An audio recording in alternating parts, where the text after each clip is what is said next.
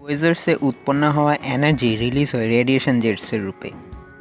একটি radiation jet কিছুটা এরকম দেখায়, এবং বাঁ দিকে যে তারাটি রয়েছে, না এটা কোনো তারা না, এটা একটি কোয়েজার, যা আমাদের থেকে 900 কোটি লাইট ইয়ার্স দূরে রয়েছে। আসলে এই কোয়েজার্সের ঝলক যা আমরা পৃথিবী থেকে দেখতে পাই তা লাখো কোটি বছরের পুরনো। Hello everyone. কোয়েজার আমাদের ইউনিভার্সের এখনও পর্যন্ত খুঁজে পাওয়া সবথেকে ব্রাইটেস্ট অবজেক্ট। এটা তো আপনি জেনেই থাকবেন যদি আপনি আমাদের এই ভিডিওর ফার্স্ট পার্টটি দেখে থাকেন। এটা এই ভিডিওর সেকেন্ড পার্ট। ফার্স্ট পার্টে আমরা আলোচনা করেছিলাম কেন কোয়েজারই হলো সবথেকে উজ্জ্বল বস্তু এবং কিভাবে এইসব অবজেক্টদের বাস্তবিক উজ্জ্বলতাকে মেজার করা হয়। আপনি যদি সেটা না দেখে থাকেন তাহলে ডেসক্রিপশন এবং পিন কমেন্টে লিঙ্ক দেওয়া থাকবে, অথবা এই ভিডিও শেষে এন্ড স্ক্রিনে ক্লিক করে দেখে নিতে পারেন।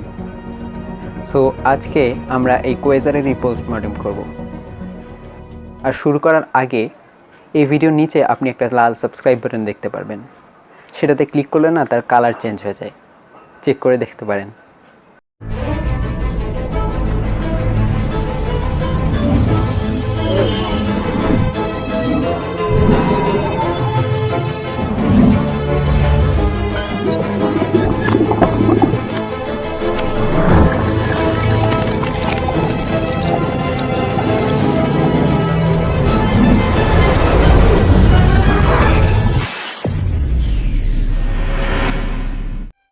প্রথমেই আমরা দেখি এই কোয়েজারটা কি এবং এটা তৈরি কি করে হয়।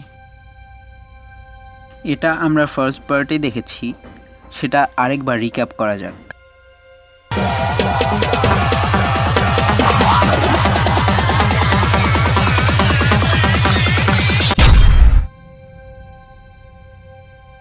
ব্ল্যাক হোলস নক্ষত্রদেরকে ফুল ফোর্সে টানার সময় এমন একটি জিনিসের তৈরি হয় যার কাছে মহাবিশ্বের উজ্জ্বল থেকে উজ্জ্বলতম নক্ষত্রগুলোও কিছু না।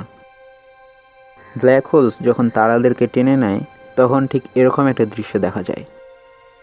আপনারা এখানে দেখতে পাচ্ছেন কিভাবে তারাদের মধ্যে থাকা ম্যাটার্স ঘুরতে ঘুরতে ব্ল্যাক হোলের মধ্যে ঢুকে যাচ্ছে। এই অদ্ভুত জিনিসটাকে বলা হয় অ্যাক্সেলারেশন ডিস্ক।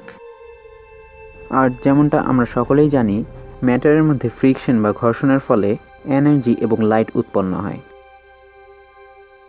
এই অ্যাক্সেলারেশন ডিস্কে ফ্রিকশন এত বেশি হয় যে এখানে জেনারেট হওয়া আলো এই নক্ষত্রদের আলোকেও পিছনে ফেলে দেয়। আর এই জিনিসটাকেই বলা হয় কোয়েজার। কোয়েজার্স মূলত দেখা যায় গ্যালাক্সির সেন্টারে, কারণ গ্যালাক্সির সেন্টারে মেনলি সুপারম্যাসিভ ব্ল্যাক হোল থাকে। গ্যালাক্সির এই সেন্টারকে বলা হয় অ্যাক্টিভ গ্যালাকটিক নিউক্লিয়াই, এবং কোয়েজার্সে উৎপন্ন হওয়া এনার্জি রিলিজ হয় রেডিয়েশন জেটসের রূপে। একটি রেডিয়েশন জেট কিছুটা এরকম দেখায়। আমাদের পৃথিবী যদি কোনো কোয়েজারের ডিরেক্ট রেঞ্জে পড়ে, অর্থাৎ কোনো একটি কোয়েজারের আলো যদি সরাসরি পৃথিবীতে পড়ে, তাহলে সেটাকে বলা হয় ব্লেজার। এখনও পর্যন্ত দেখতে পাওয়া সবথেকে ব্রাইটেস্ট কোয়েজার হলো 3C454.3। এটির অ্যাবসোলিউট ম্যাগনিটিউড এর পিক লেভেলে রেকর্ড করা হয়েছে -31.4, যা আগের কোয়েজারটার থেকেও বেশি উজ্জ্বল, কারণ ম্যাগনিটিউড যত কম ব্রাইটনেস ততই বেশি। যেমন আপনি হাবল স্পেস টেলিস্কোপ দ্বারা নেওয়া এই ছবিটি দেখে কোয়েজারের উজ্জ্বলতার আন্দাজ করতে পারেন। ডান দিকে থাকা এই তারাটি আমাদের পৃথিবী থেকে মাত্র কয়েকশো লাইট ইয়ার্স দূরেই রয়েছে, এবং বাঁ দিকে যে তারাটি রয়েছে, না এটা কোনো তারা না, এটা একটি কোয়েজার, যা আমাদের থেকে 900 কোটি লাইট ইয়ার্স দূরে রয়েছে।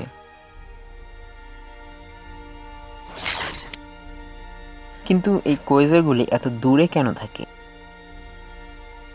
আসলে এই কোয়েজার্সের ঝলক যা আমরা পৃথিবী থেকে দেখতে পাই তা লাখো কোটি বছরের পুরনো, কারণ সেই কোয়েজার থেকে তৈরি হওয়া আলো আমাদের পৃথিবীতে আসতে অনেক লম্বা সময়ের প্রয়োজন হয়, এবং এই যাত্রাগুলো এই কোয়েজার্সের জীবনকালের থেকেও বেশি হয়ে থাকে। বর্তমান সময়ে আমরা যদি টেলিপোর্ট করে কোটি কোটি আলোকবর্ষ দূরে এই কোয়েজার্সগুলোর কাছে পৌঁছেও যাই, তাহলে হয়তো সেখানে আমরা এই কোয়েজারগুলোকে দেখতে পারবো না, কারণ আমরা পৃথিবী থেকে কোটি কোটি বছর আগের কোয়েজারকে দেখছি, যা হয়তো এখন আর বেঁচে নাও থাকতে পারে।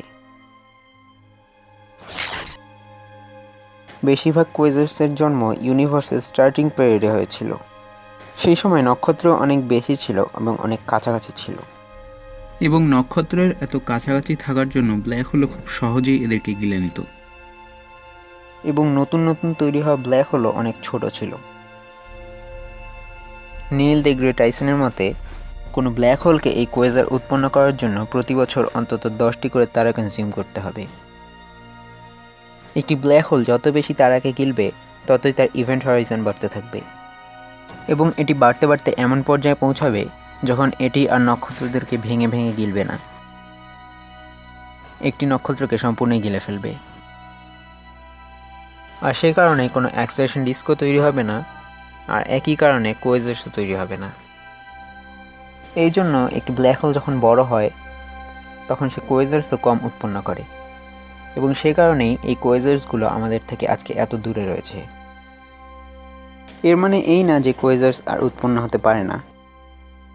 এখন থেকে 300 থেকে 500 কোটি বছর পরে যখন মিল্কি ওয়ে এবং অ্যান্ড্রোমেডা গ্যালাক্সির মধ্যে সংঘর্ষ হবে, তখন এর মধ্যে থাকা সুপারম্যাসিভ ব্ল্যাক হোলগুলো এই গ্যালাক্সির নক্ষত্রদেরকে গেলে কোয়েজার্স তৈরি করতে পারে। এখনও পর্যন্ত আমরা প্রায় 2 লক্ষ কোয়েজার্স ডিটেক্ট করেছি, এবং এগুলোর নাম কোয়েজার কারণ এগুলোকে রেডিও টেলিস্কোপ দ্বারা ডিটেক্ট করতে হয়। আপনি সাধারণ টেলিস্কোপ দিয়ে কোনো কোয়েজারকে খুঁজেই পাবেন না, কারণ সাধারণ টেলিস্কোপে কোয়েজার এবং তারার মধ্যে কোনো পার্থক্য বোঝা যায় না।